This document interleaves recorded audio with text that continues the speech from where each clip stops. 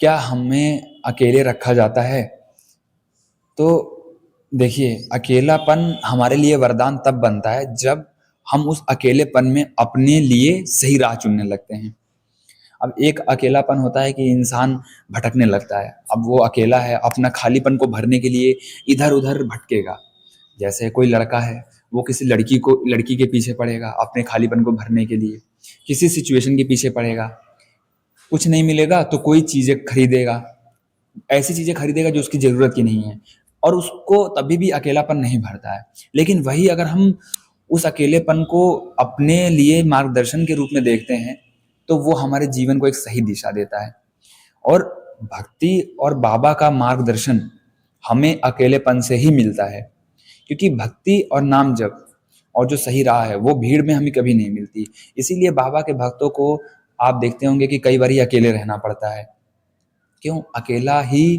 अकेला चलना ही ये दर्शाता है कि अब आप बाबा के साथ चल रहे हो, अब आप बाबा पे भरोसा करके चल रहे हो। भले ही डगमगा रहे हो, लेकिन बाबा तो आपके साथ खड़े हैं ना।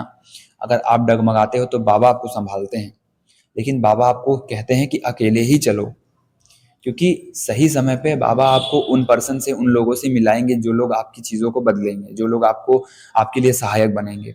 लेकिन बाबा आपको अकेले क्यों करते हैं? उससे पहले अकेले करना उनका सबसे बड़ा मकसद ये होता है कि अपने दिमाग को पढ़ना, जो आपकी थॉट प्रोसेस है, जो थॉट पैटर्न है, उसको हील करना, आपके अंदर के नेगेटिव विचारों को आपके सामने ला के रखना, ताकि आप अपने नेगेटिव पार्ट को देख सको, आप अपने नेगेटिव साइड को देख सको कि आपके अंदर क्या कमियां हैं।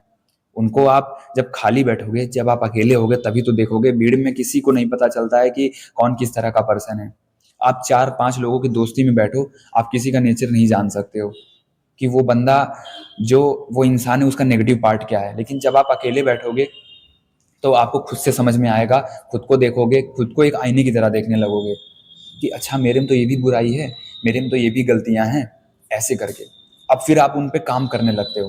फिर ऑटोमेटिक आपके जीवन में सुधार आने लगता है, क्योंकि बाबा आपको बाहर भटकाना बंद कर देते हैं।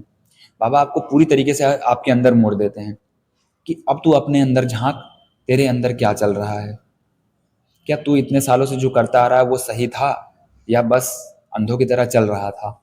तो हमें अकेलेपन में ये चीज़ पता चलती है। इसीलिए जो अकेलापन है वो एक वरदान की तरह काम करता है, ना कि अभिशाप। तो इसको वरदान की तरह देखें, और बाबा हमारे हर पल मार्गदर्शन बनते हैं। भक्ति, नाम जप, ध्यान और सेवा।